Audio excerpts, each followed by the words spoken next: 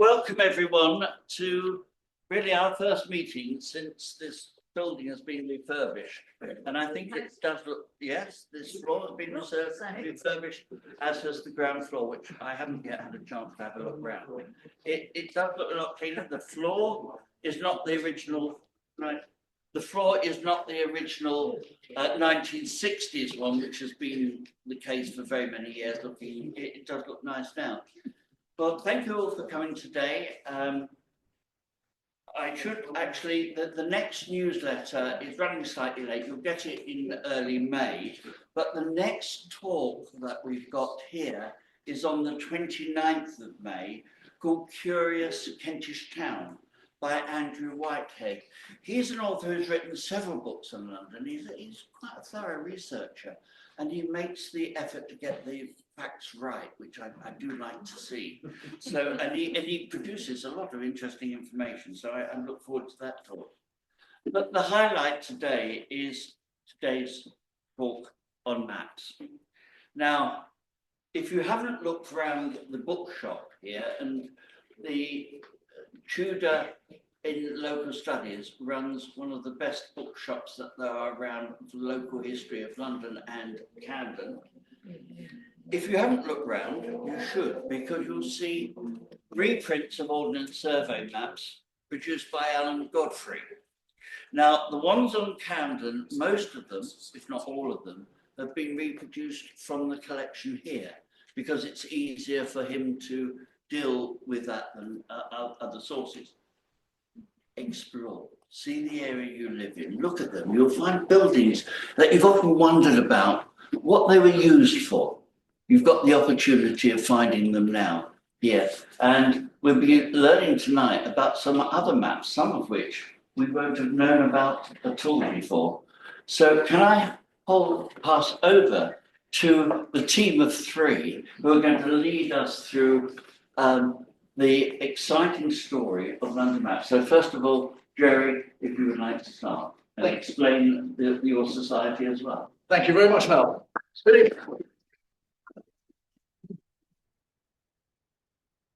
Is the microphone somewhere here?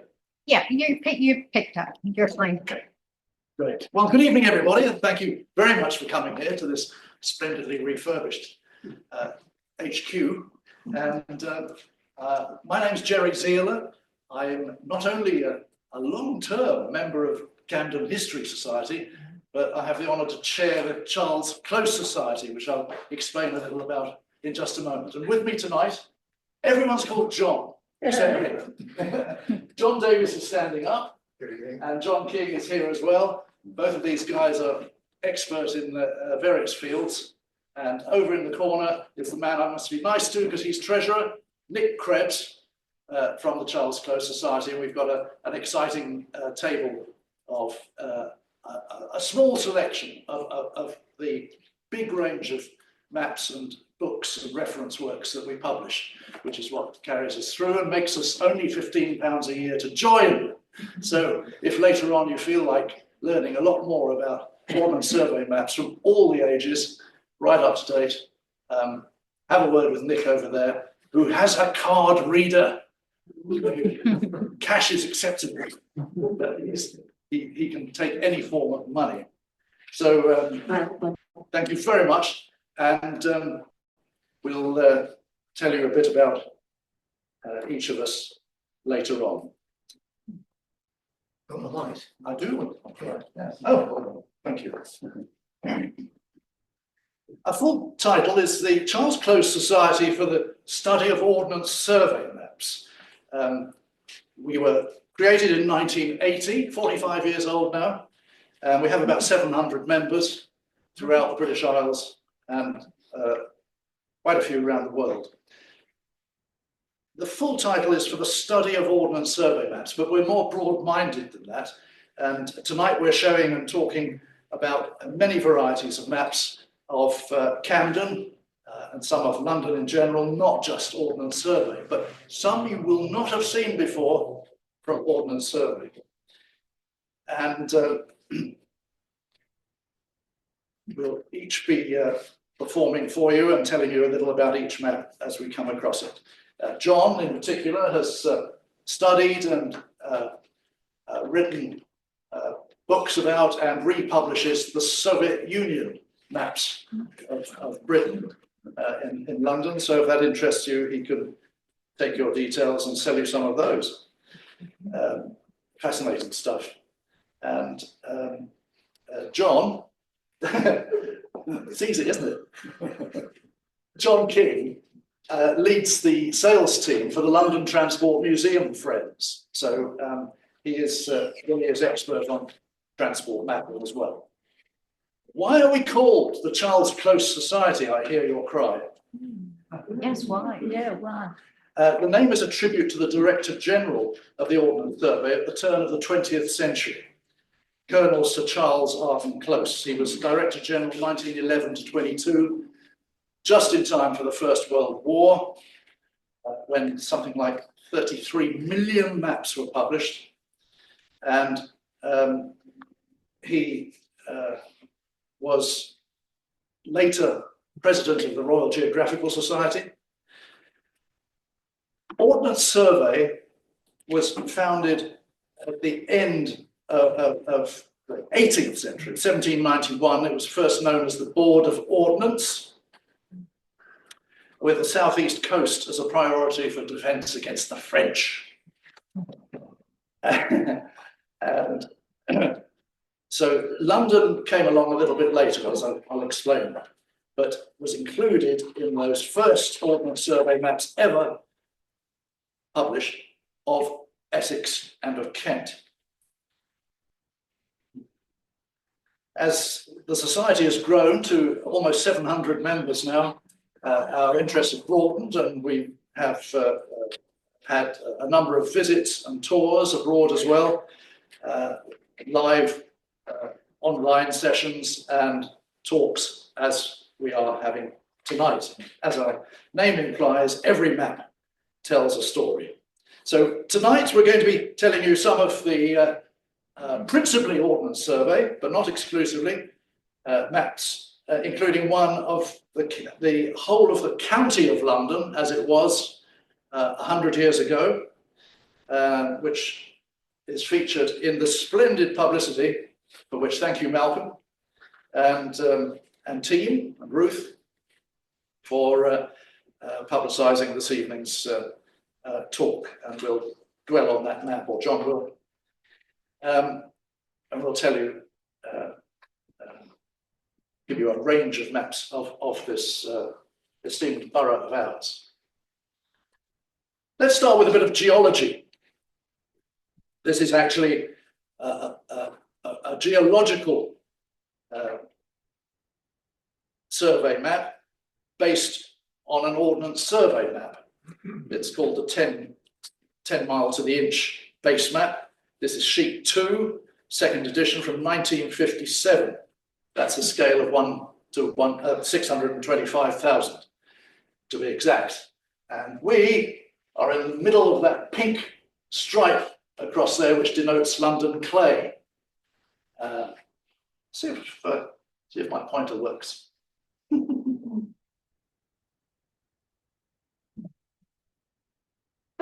There we are. Somewhere here. This is one of the smaller scales. I have to be careful because the bigger the number, the smaller the scale. And to compare with that, here's a more modern rendition of geology and a bit of topology in the green. I like this one because it's got where we are. Just here, just by the Y in Bloomsbury. We'll zoom in on this area a bit later on. This is by Anderson Geographics, a firm which seems to have disappeared except in America. And this dates from 2009. Roughly 10 times the scale of the last one, 1 to 65,000. And it's an interesting mixture of modern cartography and old geology.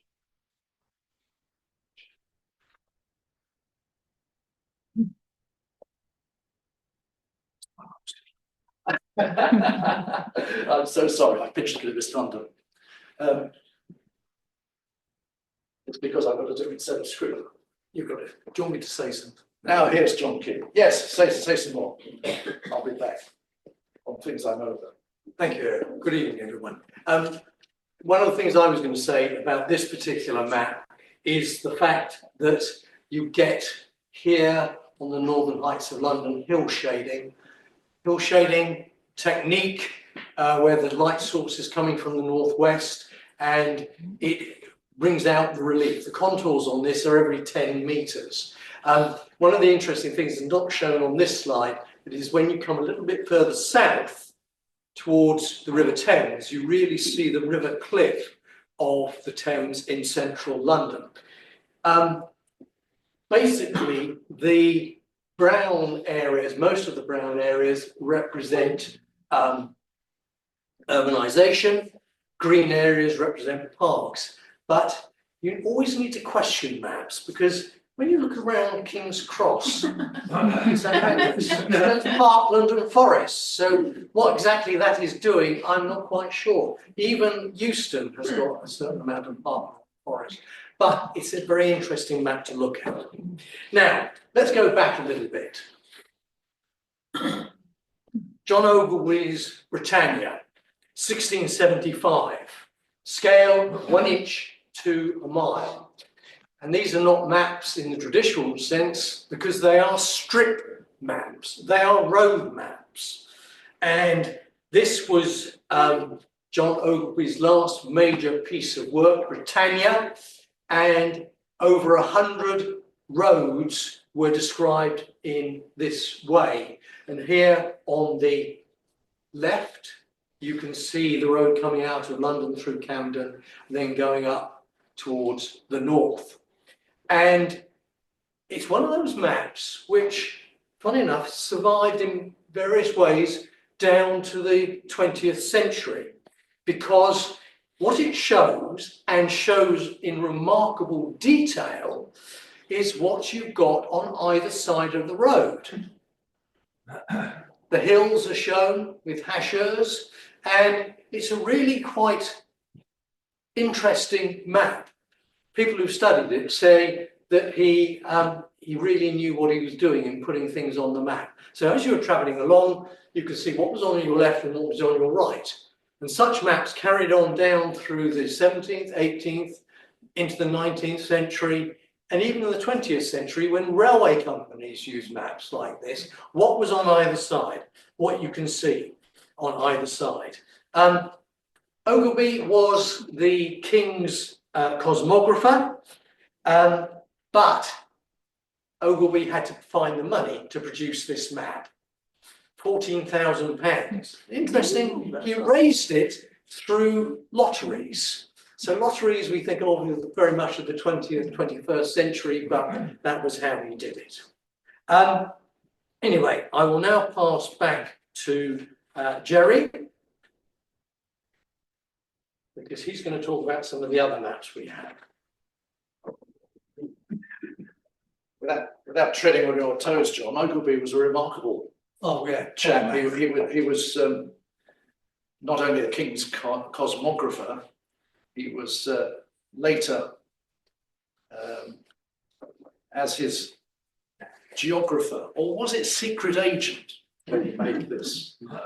There's a fascinating book out by Alan Herrera, who was for many years a BBC producer, did Terry Jones's programs on BBC, and he paints a picture that he was actually a secret agent, and it was this information on either side of the road that John's mentioned that was the real reason for it. Why else would you want a route to Aberystwyth? Sorry, Judah.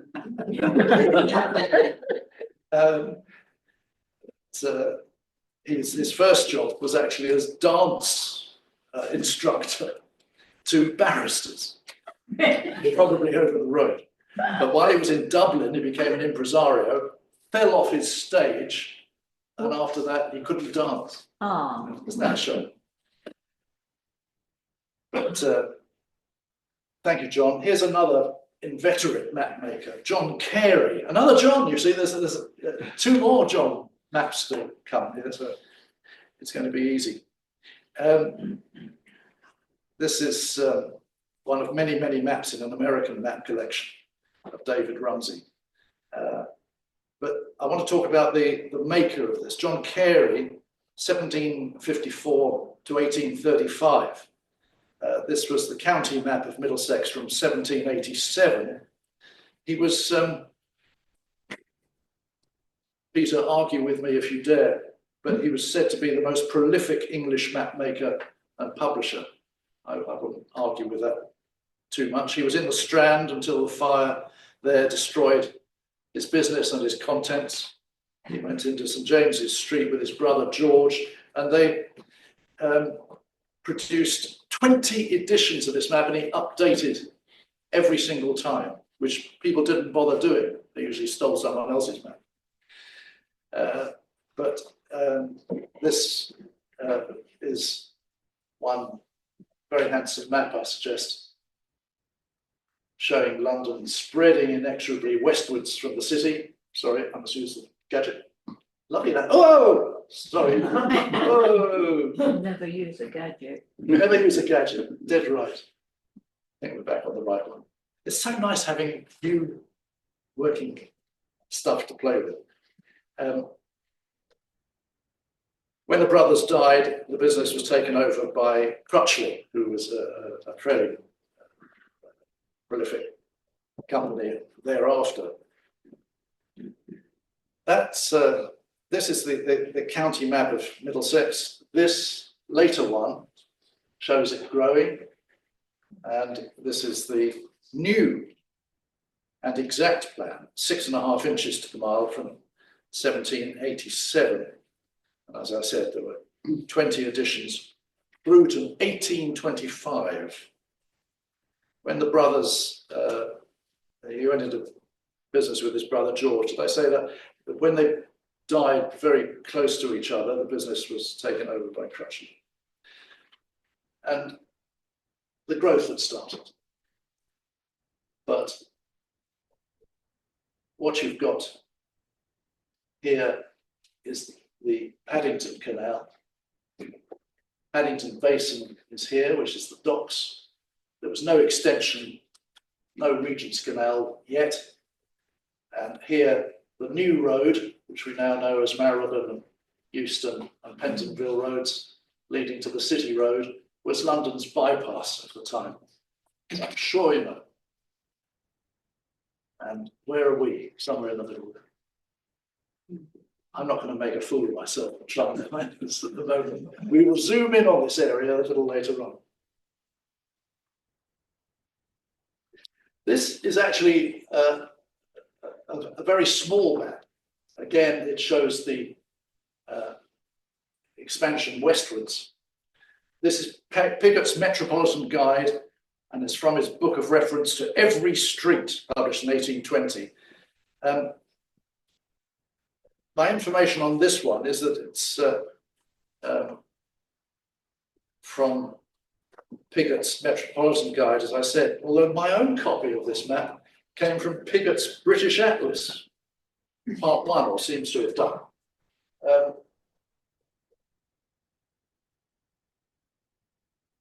Hyde Park here and Kensington Gardens. These radial lines here, if you continued them to the east, or if I had done, they would have come from the Dome of St Paul's, I'm told. And you could tell exactly where you were because you could see the cathedral. Now, towards at last. Here are 1 or 2, in fact 3, 1 inch to the mile maps, which became the British standard, if you like, until recent years. And this was the first 1 inch map specifically of London. Remember, London had made a small appearance in the corner of Essex and southeast London in Kent from those first one-inch ordnance survey maps of the early 19th century. This is 1832, which is the first one. Kent was 1805. When was Essex? 1811. And here you've got quite clearly the new road. The Regent's Canal has appeared.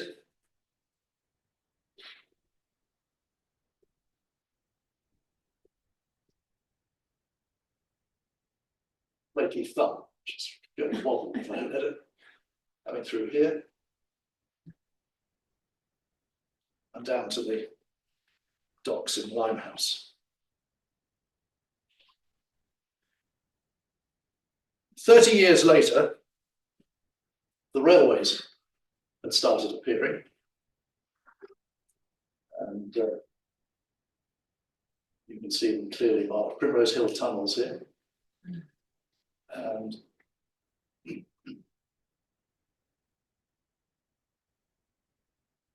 through to Camden Town. Into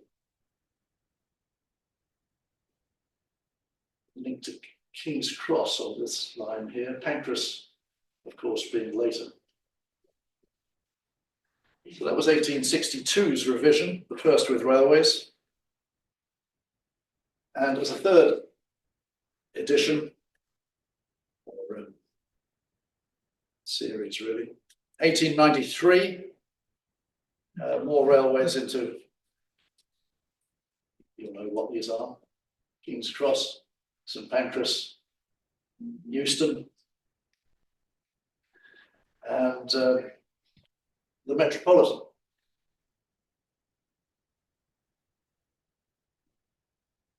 And beyond.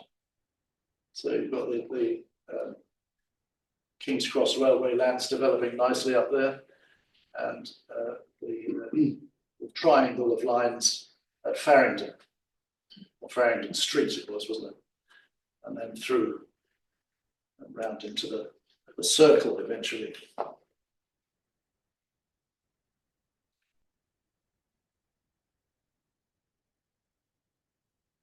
won't tread on your toes again. It's your turn. It's my turn. John Key. Thank you. Right. This is a map that people might have seen before in one version or another, but this is the Railway Clearinghouse Junction diagram from 1903. And I will point out to you very clearly, this map actually shows the Railway Clearinghouse offices by Euston. Now, this was a very important organisation set up in 1842 and survived till 1955, and the final remnants of it disappeared in 1963. But it was an organisation that was concerned with the mileage that goods travelled over different railway companies' lines. So that's why on this map, you've got all these measurements alongside, saying, well, if it goes down to that point, it's travelled over that company's line, and then it's going to travel over somebody else's line. There were hundreds upon hundreds of clerks who were calculating all this information on the distance that goods were travelling over other companies' railways, so they could apportion costs. Besides the railway junction diagrams, there were regional maps of the country. There was a map of London. I think that went to nearly 52 different editions. And then other areas of the country, the Midlands, Yorkshire, etc., they had their regional maps as well. And then there were complete maps of the whole of Great Britain. Interestingly, on this map, you have got one tube line here, Charing Cross line running up here. They were not part of the Railway Clearinghouse at this date. Other railways, such as on here, admittedly not in our area, but the circle, which is the district here, and the Metropolitan were part of the Railway Clearinghouse. It's a fascinating area of study. You work out what distances were travelled over different railway lines. Let's move on.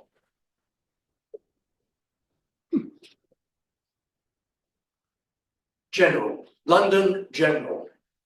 Map of the London General's bus routes, number 6, 1924, which is dated to about September 1924.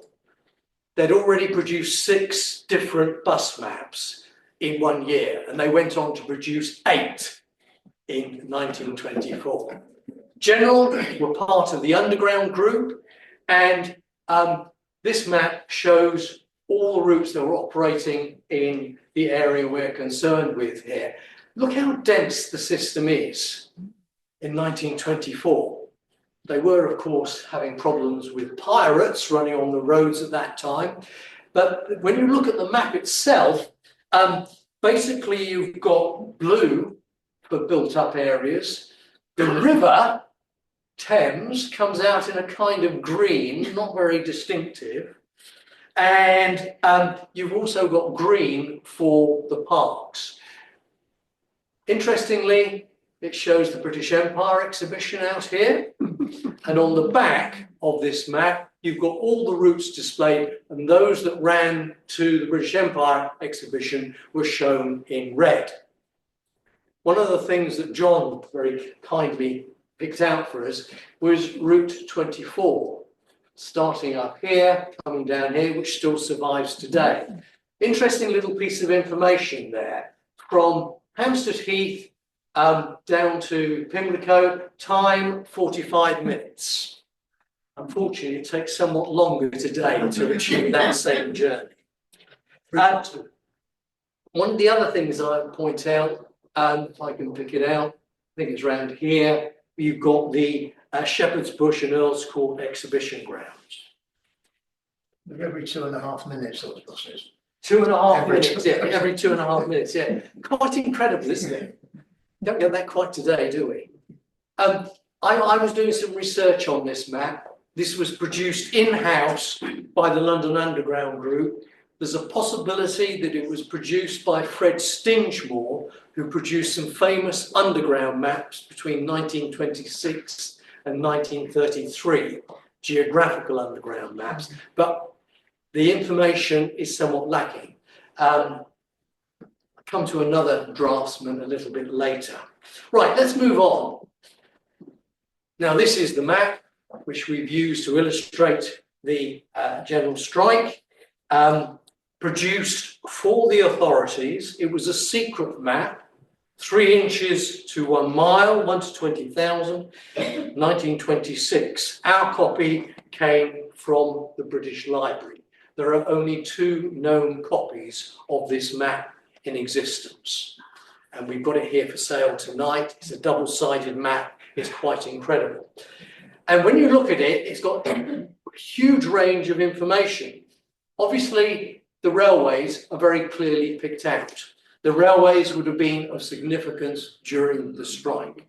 And then you've got features all over this, well, not in this particular extract, but you've got features like down here. These are barracks, territorial barracks, normal army barracks. You've got fire stations, police stations, and all these sort of things picked out.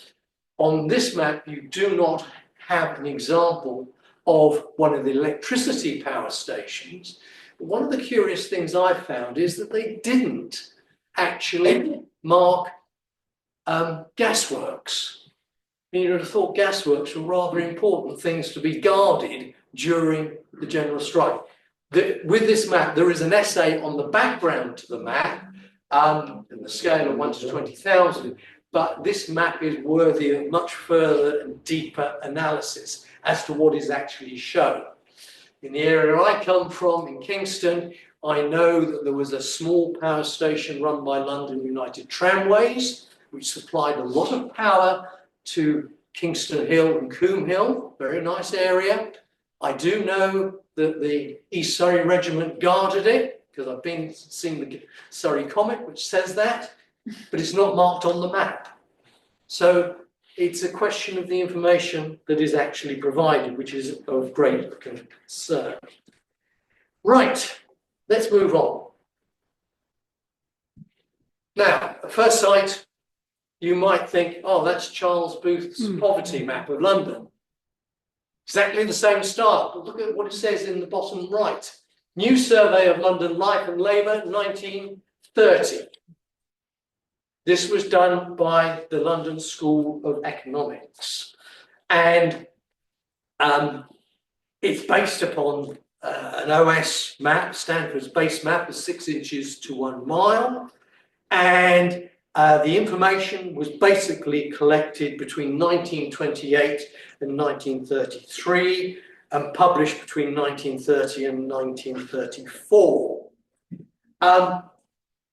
When you begin to look at the classifications up here, they raise, well, they're exactly what Charles Booth was actually using.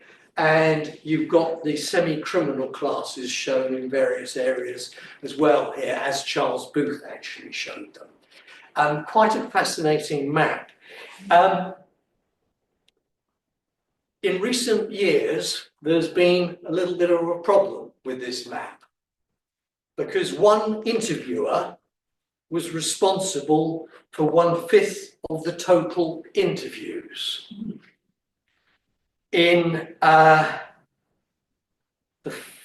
to October 1930, this interviewer did 600 interviews in basically 1 month, which is quite a feat when you think about it. 400 he did in October.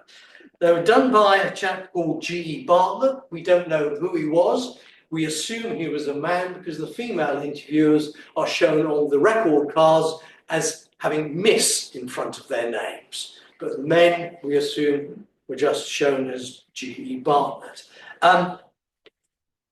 It does raise some questions about the veracity of the information that was used here. Who could do 600 interviews in 1 month? And they were quite extensive. Right, let's move on from that. Underground Railway map. Number 1, 1937. One of 3 produced in that particular year. A geographical railway map of London. And put this in partly because although Beck's famous diagram came out in 1933, it did not mean the abandonment of geographical maps, which some people still liked. And right up to 1946, 47, there were geographical maps. And then another series of geographical maps were produced between 1956 and 1972. At the London Transport Museum depot, I often get these maps in perfect conditions because people looked at them and said, well, they're very nice maps, they're very attractive, but they're not terribly practical.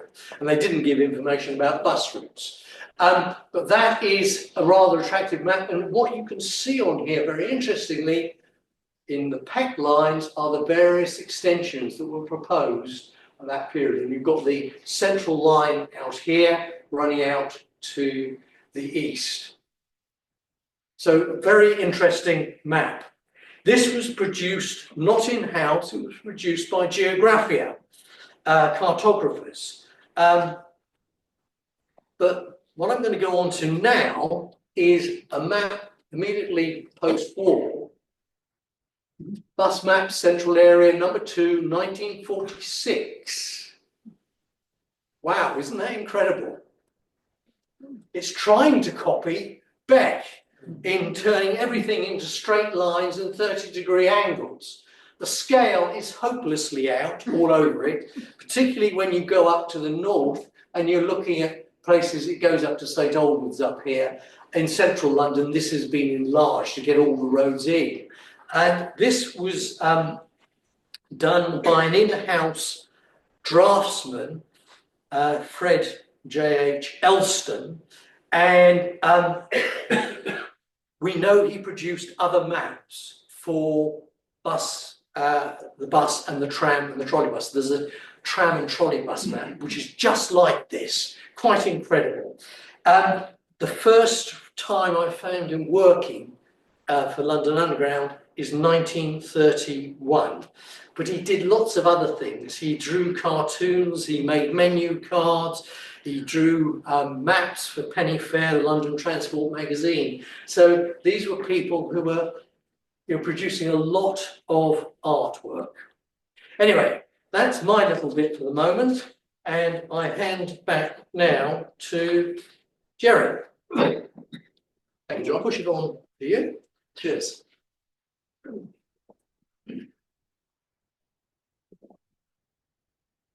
Here we are. We're in ruins. This is the 1 to 1,250, very large scale, 50 inches to the mile. Ordnance Survey, of course. For those who like numbers, it's sheet TQ 3081 northeast. That's how many digits you need to describe at this scale. Edition A, surveyed in 1951, published 1952. And I should credit the National Library of Scotland because they provided us with several maps here, with whom, thanks to John D, we work closely, and you can access a host of digitized maps on the NLS website through our own Charles Close Society website, Sheet Finder. And I promise you, once you switch it on, you won't switch it off again. But here we are, it's in ruins. Bomb damage, of course, a lot around here. Over here, this all says ruins. If I'm not much, it's a little bit out of focus, I think. It's probably me that's out of focus. Here's Gray's Inn, and a beautiful avenue that used to be here, Gray's Inn Walk. These are Gray's Inn Gardens. Tram lines in Theobald's Road, which had just emerged down here somewhere from the tramway tunnel that ran under Kingsway down to the embankment.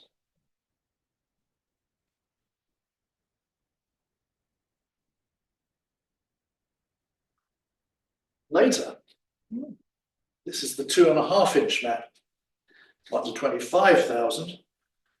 It's a scale that my colleagues have told me grew out of the war, because this is a favourite German military scale, not 2.5 inches, but 25,000.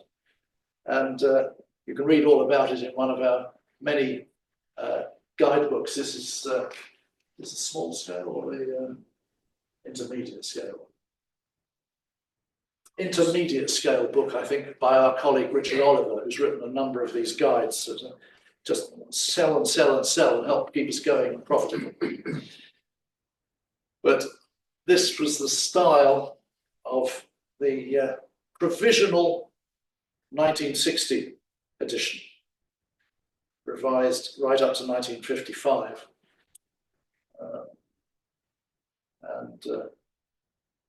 We are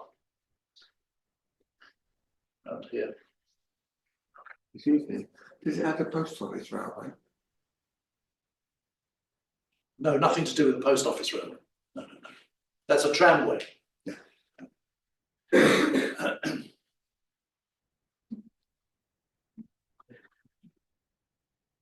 This is the final non-metric 1 inch to the mile 7th series map from 1960, prior to metrication, which John Davies is going to tell us all about. This was London Northwest sheet 160, edition A bar, and finally reprinted in 1960, I think. But this is what some of us grew up with, and it's still a favourite personally. For clarity, you still can't beat it, but I'm biased and I'm allowed to be. Well,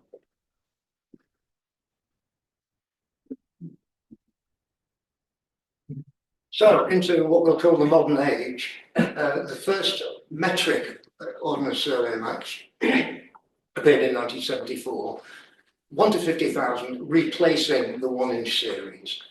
And the early sheets north of Preston to Hull line were really effectively photo enlargements of the 1-inch map. But south of the Preston to Hull line, they are completely redesigned, and you'll see a very attractive, the built-up areas, of course, were in a paler pink colour, gives a gentler appearance to the whole thing. The script is all in a modern typeface. It's all sans serif, there's no italics.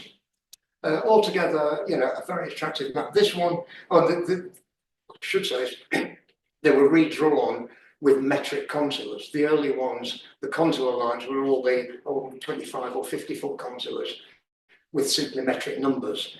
These are, there are very few contour lines in central London, but there's one there which is a 50 metre. So the contour lines are metric, the spot heights, of course, are metric, and the map is, well, the kilometre squares, all OS maps have had kilometre squares since the Second World War.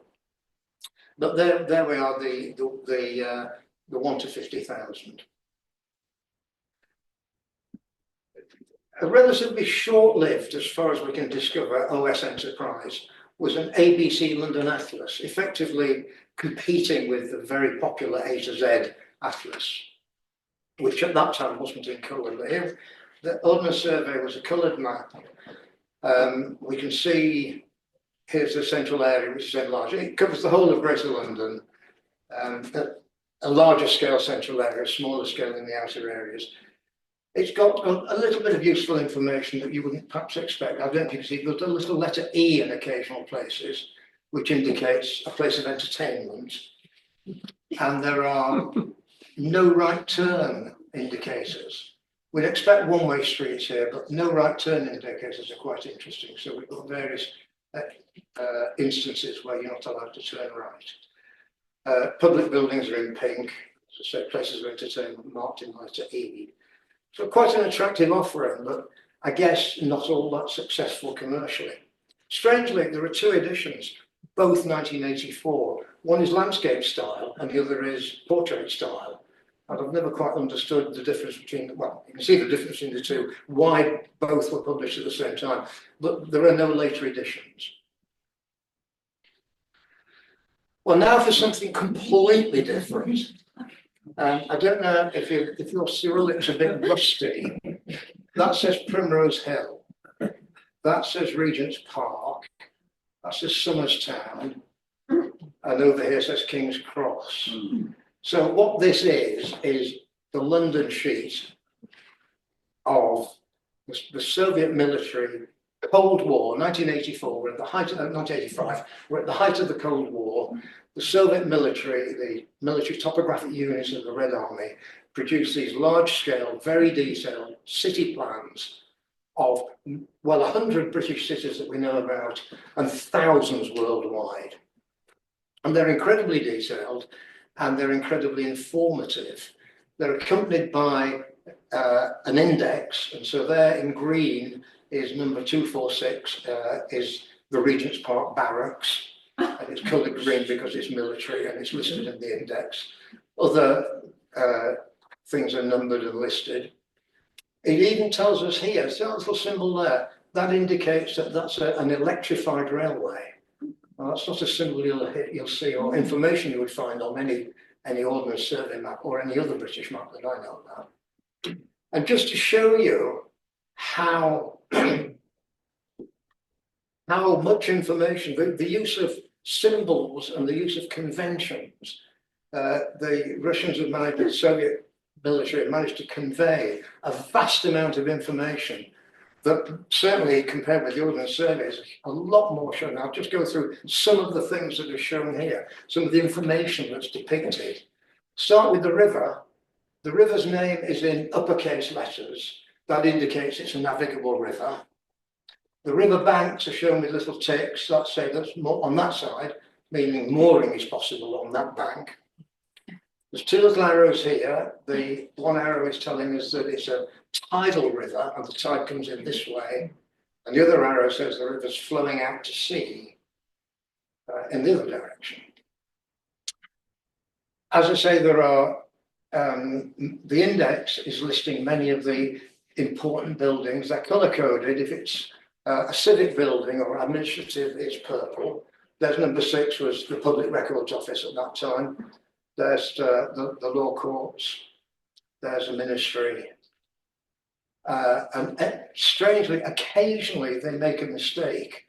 And here's a mistake, which is the Her Majesty's Theatre is listed in the index as being the residence of the Queen and the Prime Minister. Something a little bit lost in translation.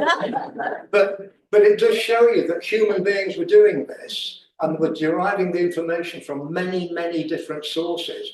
And they're working with a culture, you know, they're 3,000 miles away. They're Russian speaking.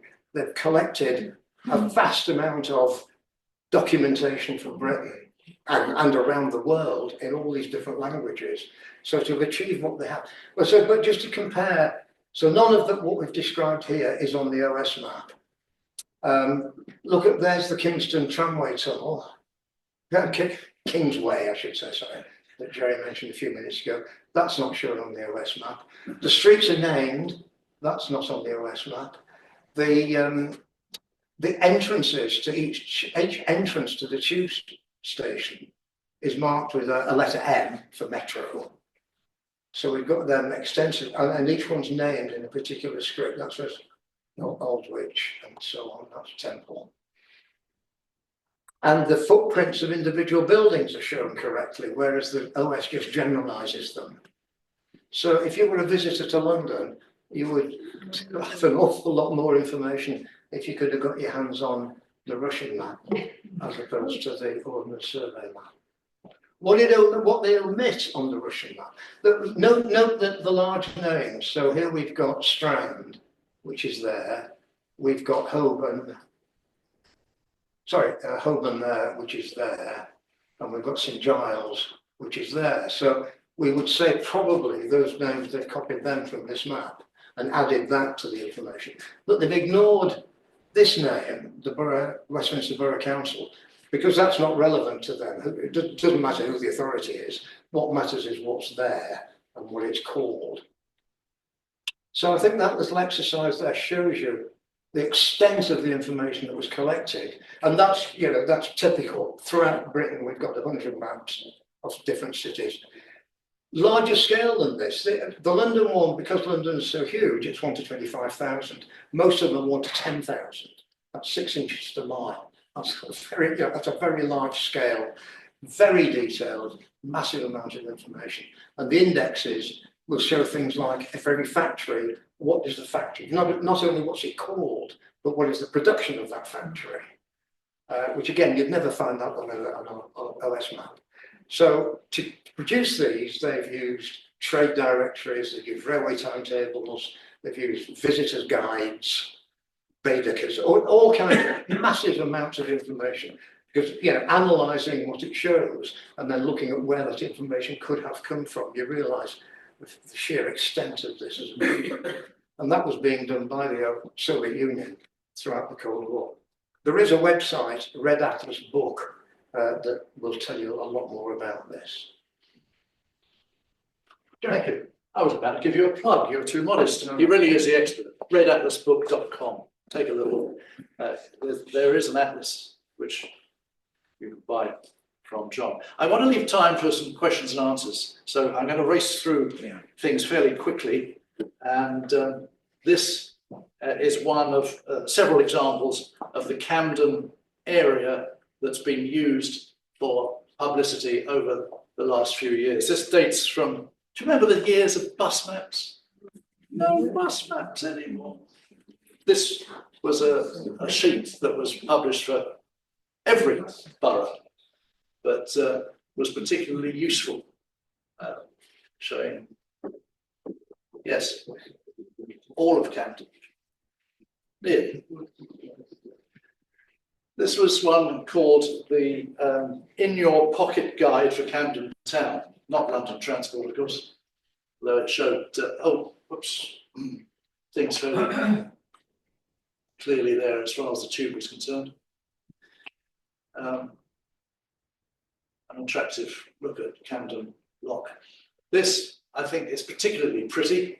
This was done of Hampstead Heath, nearly Camden Borough, of course, by a company called Artography. This is a very unusual scale for here, anyway, 1 to 5,000, dates from 2003. And I was staggered to see online today that prices for this map second-hand reach £100. Here's another TfL publication, the Camden Walking and Architecture Guide. I think you chose this one, John. What can I say? It says it all. I think it's one of those they call a Z-fold. Handy for the pocket. Over to you for the last few.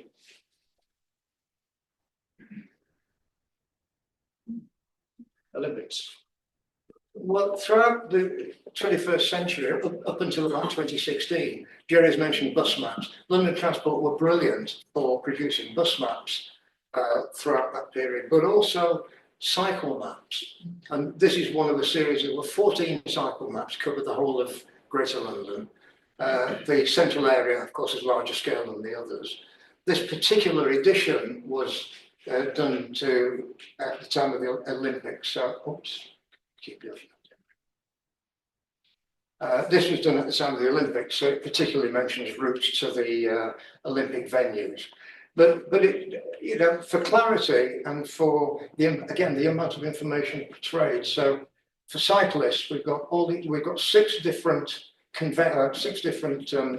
colours being used to indicate the quality of route and the type of route it is, whether you're sharing with traffic, whether it's marked or not, whether it's off-road. So sadly, this was 2012, time of the Olympics, and these cycle maps, as with the bus maps, ceased production in 2016. It's a great shame, but it's a beauty. There's an interesting one, it's a bit unusual. The idea here is the people who are promoting this, their idea is to make people think about Greater London as effectively a park. What their point is that about 50% of the area of Greater London is green or blue. It's open space, blue or green, water or open space. And so they've highlighted the open spaces, they've highlighted routes through for walking or cycling, but also lots of little pictures of things to do or things of interest. So the highest points have all got a little triangle on them. City farms have all got a little animal. Barbecue spots, outdoor swimming, there's outdoor swimming, there's canoeing, outdoor swimming, there's canoeing. So there's a list of all the activities that are possible, either dry as a zoo, what they call the dry or the wet activities. So this map, it's based on an OS, it's 1 inch, but it's based on 1 inch to the mile, based on Ordnance Survey. But you know, an attractive way, a different way of looking at the city, and I think that's what the maps. Each map, as we say, tells us each map has a purpose. The purpose of this one is that you think of London not as a built-up area, but as an open area that you can exploit. Similarly, very similar idea, footways. So this is a modern map of 2022, showing pleasant, quiet or safe walking routes, encouraging people, you know, between the main railway stations or between the shopping areas or whatever areas, attractive and interesting ways of travelling. So with that in your pocket, you can devise pleasant off-road routes. Yeah, thank you. And we'll finish on today's map. Here we are, updated daily. Anyone spotted any changes overnight? But here we all are. Yeah. Yeah, what we should Use my old-fashioned finger. the database on which it's based, MasterMap, is certainly updated daily with thousands of changes being notified by surveyors in the field or public authorities, builders, everybody who's making any changes to the landscape or the buildings, notify the Ordnance Survey. Their master map is updated daily with thousands of 20,000 daily. daily. They don't necessarily get drawn on the map every day, but at fairly frequent intervals, the map, because this is an online map, this is not necessarily a printed map, this is an online map. You can call it up, you can see it online, but then the printed version, sheet by sheet, from time to time, a new edition will be printed, but not all that frequent intervals. Thank you, John. Okay. Thank you, everybody. I'd like to leave some time. Have we got some time left, Tudor? Oh, definitely. Yeah, for questions and answers. We've overrun slightly. There's so many maps we could show you. Oh, I had to actually remove some of them because we were getting too enthusiastic. Yeah. But come and join us. Can I take you in just 30 seconds? Yeah. I just want to say, do think about joining us. We're only 15 quid a year for an individual, a little bit more for a couple. And we live by producing and selling books and maps. Have a look at us online for the full range. Nick has some classic sellers over there. The what do we call them? The green book? Concise guide. Finding maps for your family history. It covers all the previous series of Ordnance Survey maps. And it's a very popular sell indeed. We've brought just a few and they're at a very special price today of 15 quid. You will not get them cheaper. And there's several maps including, don't forget, for just a £5 to you today, you can have a copy of that reproduction general strike map, which will be showing things 100 years ago, very shortly. So we look forward to you joining us. And you get a free map too if you join up today. Beautiful map, a very large scale map indeed of the Crystal Palace at Crystal Palace Park. It's a beautiful map and it's yours free if you join up. So there we have it. Thank you very much for listening and thank you to my colleagues for keeping us going. Any questions? Yes. Oh, thank you. I read Cyrillic, so it was so nice to see your maps there. And I wanted to know, so who got to view these maps? I'm really interested in the fact of that because maps in Russia are terrible. They're not detailed at all. You can't buy anything detailed in Russia. And I've certainly been in Russia with American military maps, and people say, "Where did you get these from?" And so on. So I'm just although they do have mistakes on them. But I was just interested into who used these Soviet maps and where did you get them from? If I may repeat the question, where did these Soviet maps come from and how did people get hold of them? Well, they were produced by the military, they were secret, and generally people in Russia and the rest of the world did not ever know about them. However, they were stored in depots right across the Soviet Union, including in places like Latvia and Estonia, which broke away very suddenly. So large stores of these maps were in depots, which suddenly weren't no longer under Russian control. And some dirty deals were done, but effectively people acquired them and brought them into the UK. Well, I wasn't one of the first ones. A Latvian company, a guy in Latvia that we know well, is an orienteer and happened to hear about one of these depots and negotiated to buy the maps. They wouldn't sell him maps because you're not allowed to, and they were, as you say, to the secret and all the rest. So he said, "What are you going to do with them?" So we're going to destroy them. So he said, "Have you any waste paper for sale?" Yes, it's a warehouse full of waste paper. So the paperwork was correct, and he acquired them. And he then, that Latvian company, showed them 1994 or 5 at a international book fair in Frankfurt. And that's how sellers in Britain got hold of them. The Ordnance Survey got furious because at that time they realised, well, they were getting royalties for everybody, all map makers, anybody using the Ordnance Survey paid royalties to Ordnance Survey. These Russian maps had suddenly appeared, which they realised were completely correct and accurate and could be used. So the OS made a declaration that these maps contravene OS copyright and had to be destroyed. Well, they weren't destroyed, but so that's kind of in a nutshell the background story of things. And there's quite Americans particularly started. So those Baltic countries were hungry for dollars, so Americans would buy them and ship them out and say that basically what happened. There were attempts to actually set them on fire. Or the stories we could tell. Yeah, but people did get banged up for it in Russia. Not guilty. And there's still secrets in Russia. In Russia, my colleague and I gave a talk in Moscow, and we were very careful. We gave a talk actually in the Lenin Library, which is opposite the Kremlin. And what we said was, "Oh, we've come across these. We know nothing about them.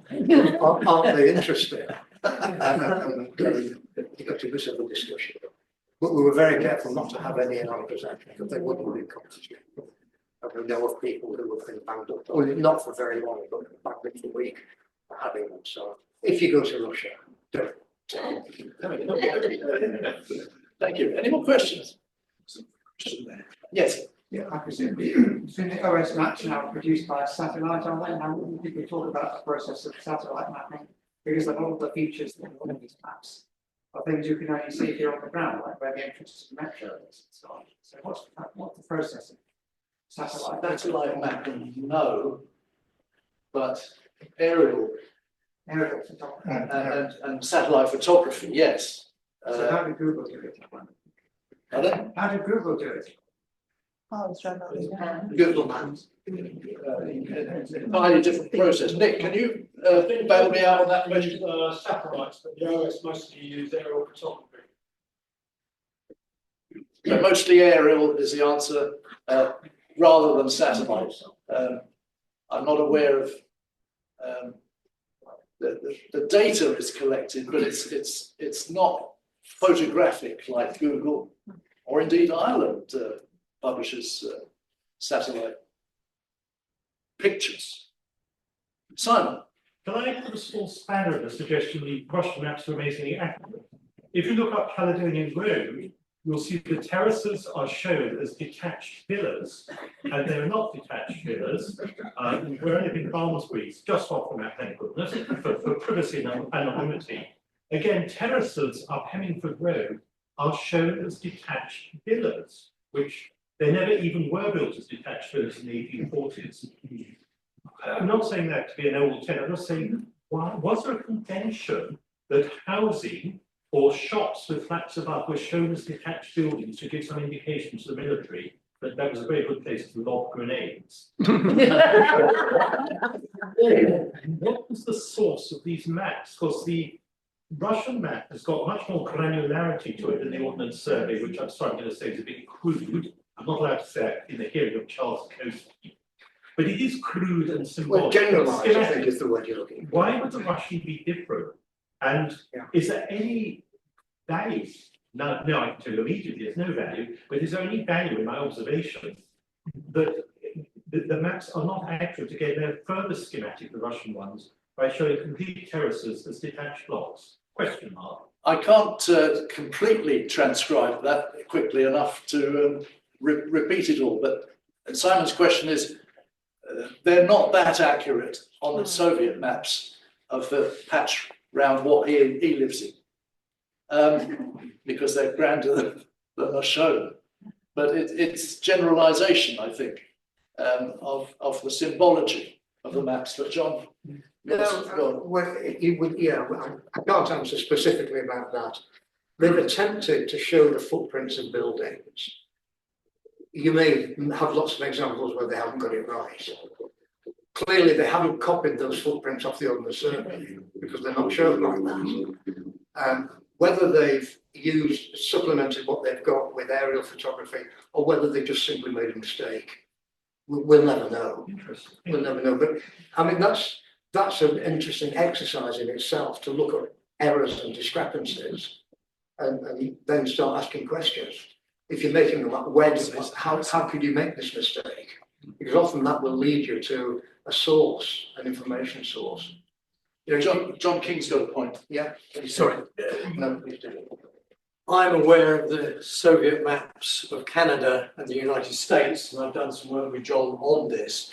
But what is quite interesting, you sort of say, well, were there boots on the ground, people going round? But just one example, in Vancouver, the map, and I think it's early 1980s. 90, yeah, okay. The railway information is bang up to date. The road information, suburban development is not up to date. It's about 10, 15 years out of date. So when you find that out, it just raises more and more questions about how they actually produce the maps. There's a lot of anachronistic data on the maps, and clearly different bits of information come from different sources. Typically, a ferry is still shown across a river alongside the bridge which has replaced the ferry, with lots of examples of that. So, you know, they knew about the ferry, it's on the map, it stays on the map. They now know about a bridge, so they have the bridge to the map. So there's an incremental process. And yeah, they were working at a distance with very limited data. So I guess, you know, they either made mistakes or they had to just make stuff up a little bit. Yeah. May I leap on? Yes, sir. There are fewer maps produced on paper, I think. Yes. Are we seeing the death of the paper map? I noticed, for example, that you can't get a bus map of London now on paper easily, but perhaps I'm wrong. Do you Well, repeat the question? Repeat the question. Yes. Is it the death of the paper map? Now that fewer and fewer are produced, it's difficult to get a London bus map, was the gentleman's example, and that's a sore point, especially with us. If I can just say, there is a London bus map produced by somebody called Mike Harris. Yeah, And he does very well in selling, and he makes a lot of money for charity. Yeah. Trouble is, he needs to reproduce them because there are so many changes in bus maps. But when I was working quite a few years ago before COVID at the depot, people were always saying, well, have you got the most latest bus maps from 2016? Because we need to know the system, you know, and there is still a demand for real bus maps, but TfL don't want to produce them. I have one here if anyone's particularly interested in that, but I recommend them. They're bang up to date Yes, this week. But the more general point of the bus maps is, how do people navigate? How do people know where they are, navigate? And for most people, the general public, they don't buy a map. They've got it on they've got it for free on their Google Maps. You know, that the electronic methods, particularly your mobile phone. I bump into them all the time. Yeah. Exactly. They bump into you. And people I met people in Epping Forest just the other day trying to navigate with a Google map, which shows no paths whatsoever. But, you know, and so, yes, those skills are being lost. And definitely those skills are being lost. And people, you know, if they're using sat navs, are focusing on how do I get there rather than what's around me. The minute you lose your orientation, you've no idea where you are. So a paper map that gives you an overview of where you are and the context, and lets you work it out, is far more useful, but not extensively. The bus industry is in rapid turnover of routes in the provinces, especially with what's it called, DRT routes, where you're expected to use a gadget to call up a bus, and it ain't working. Sorry, end of rant. Yes, sir. I'm not 100% sure, but as a transport enthusiast, there's an organisation in Lots, which is London Omnibus Traction Society, and there are enthusiasts who still make the modern bus map for London, they were very unhappy about London Transport, or TfL, whatever you may call it today, from stopping producing these bus maps. And there is now a transport map that produced. Yes, well, we gave an example of one by Mike Harris, Yes, but does LOTS do its own? I believe so. Next time I come, I'll bring I one. suspect they're the same thing. That's the one they sell. That's the one they sell by Mike Harris, who is an ex-busman himself, lives in Essex, splendid chap. If I just may remind Gerry, do you remember when we did that walk from Vauxhall? We went to the London Transport Information Desk. Oh, yes. What did they have? The Mike Harris bus map. And their information officer in the information cabin there at Vauxhall bus station confided in us that they had to buy these from Harris to get maps of their own routes. Did I see another hand? Yes, ma'am. Can I just ask you, sorry to get off busting for a moment, about the 1930 map of the poor, based on Mayhew, the LSE map, what use was made of that? What did they do it for, and what was the consequence of having done it? The question was what use was made of the LSE labour and poor map of 1930. Can you tell Right, that? yes. The information was made available to local authorities who were covered by the maps, so they could respond to that in terms of the facilities that were being provided. This happened during the 1930s, and there are numerous case studies of how the information was used. Particular attention in the East End of London and moving towards Essex, which were some of the poorest areas of London. The fact is, though, that of course the Second World War changed everything very rapidly. So by the end of the Second World War, they weren't of the use that they had been before. But you can still go and look at them at LSE today. Sorry? You can still look at these maps and the original index cards at LSE today in their library. They And were nobody's thought of doing another, more up to date. Nobody's thought of doing it. LSE was exhibiting that one Yes. only a few months ago. Yes, sir. Which area did that map cover? The London Labour map, yes. The volume that we took it from, there were 5 different maps covering the whole of central London, not much of West London, but most of it was moving towards the east, which was the area that they were most concerned about. So which area was the one which? That was the one that we showed was from the western sheet. It didn't go any further west. Ruth, Yes, actually, not specifically on maps, but the related information. I have a feeling you may in fact find the volumes that relate to that particular map in this library. It's because it's sort of like a successor type style thing to the Booth late 1880s, early 1890s survey, and it was intended, I believe, as a successor, as has been possibly already indicated. thank you. Ruth's comment there, in case you got that. Okay, thank I you. can Ruth. answer the gentleman's question. There were 12 maps, and they stretched from Tottenham in the north, Barking in the east, Crystal Palace in the south, and Acton in the west. They therefore went a great deal further than the original Booth maps of about 1890. We're not sure about that. I'm not doubting it, Simon. We haven't researched that. It's from my catalogue, and I bought a set the other day.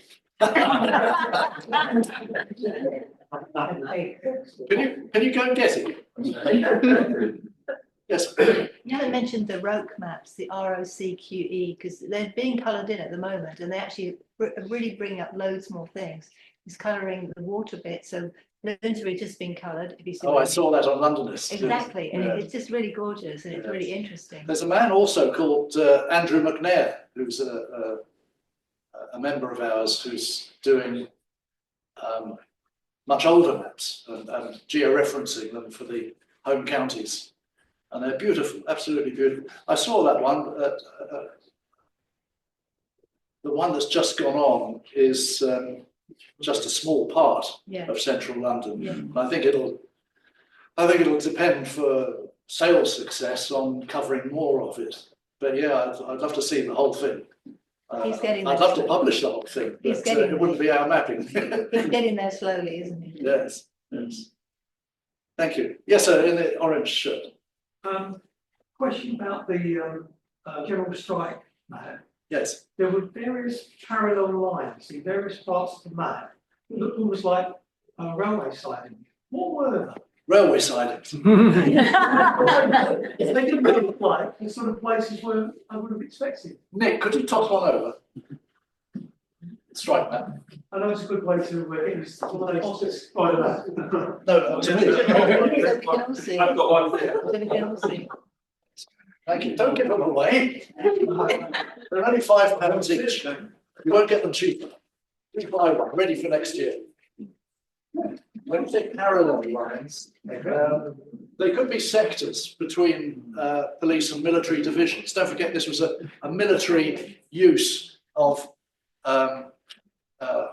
ordnance survey mapping. Can you put the section that has it on there back up so we can all see it? We can't all see that. Please. You're quite right.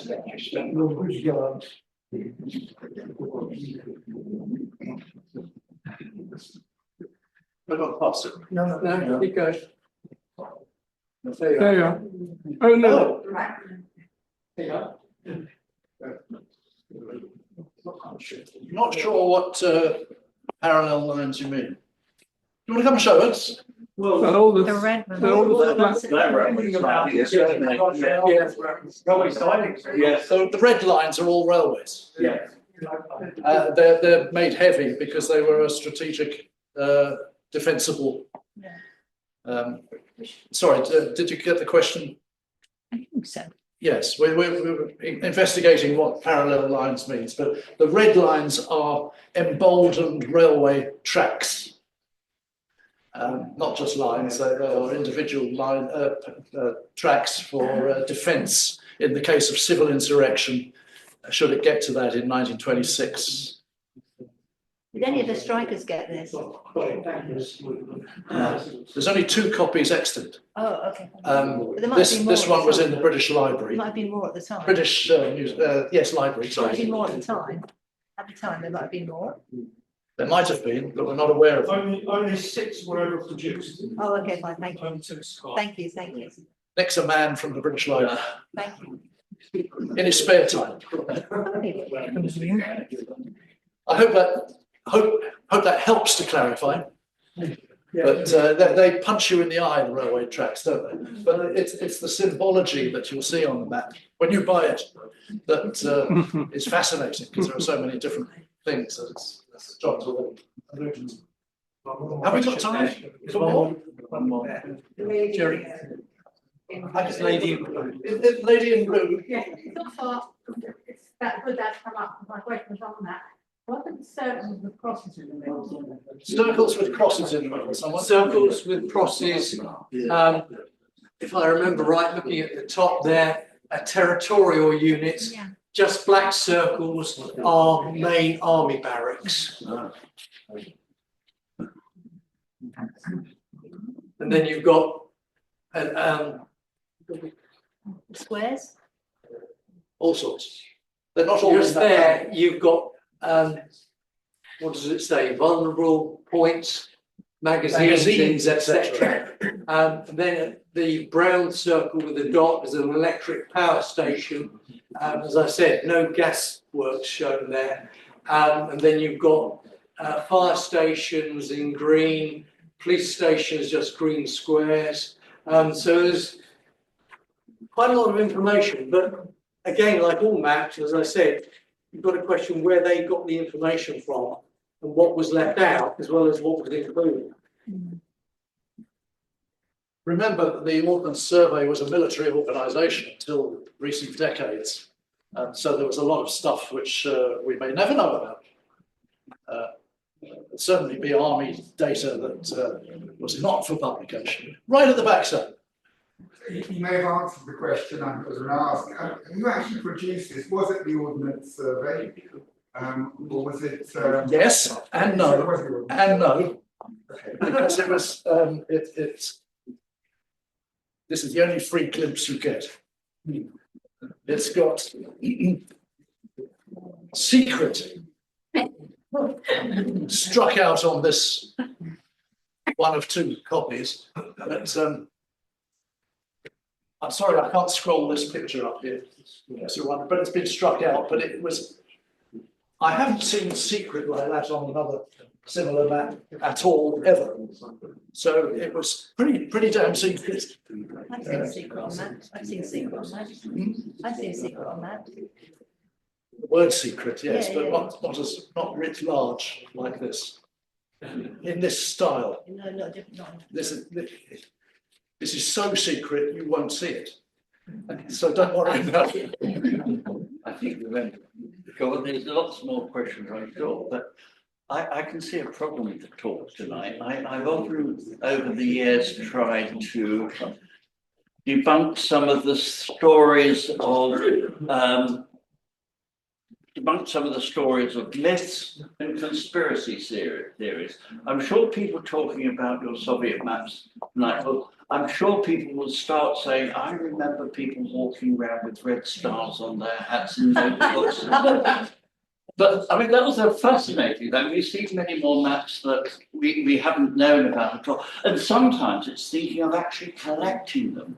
When I first started work, nobody thought of collecting bus maps in our collection. It was ephemeral. It was. And I still have a collection of those London Transport ones, and I still use them. They're out of date, but they're still valuable. But it's a fascinating talk. Now, do remember that all those Ordnance Survey maps, we saw the very large one, 50 inch to the mile, that showed this site. That was only one of a number of editions. If you want to know what the history of your street, your house was, they're perfect maps to look at. You'll soon get distracted and follow all the streets that you walk along and find out what the buildings were that you'd always wondered about. But that's the excitement of maps. And I don't think we could have had a better people to talk about it than the three we've had here tonight. My dear chap.